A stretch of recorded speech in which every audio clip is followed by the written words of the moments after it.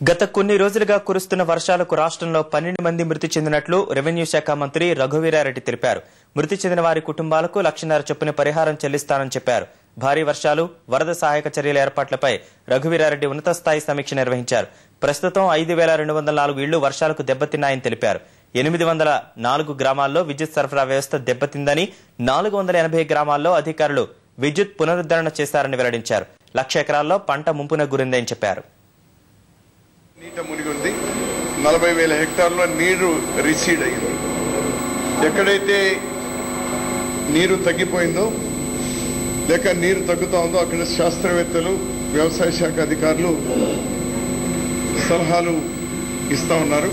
ఇప్పటి వరకు 13 జిల్లాల్లో ఎక్సెస్ రెయిన్ఫాల్ నమోదైంది.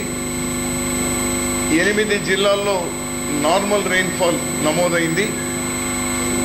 2 జిల్లాలు అనంతపురము, విశాఖపట్నము ఇప్పటికి కూడా డెఫిషిట్ రెయిన్ఫాలే ఉంది.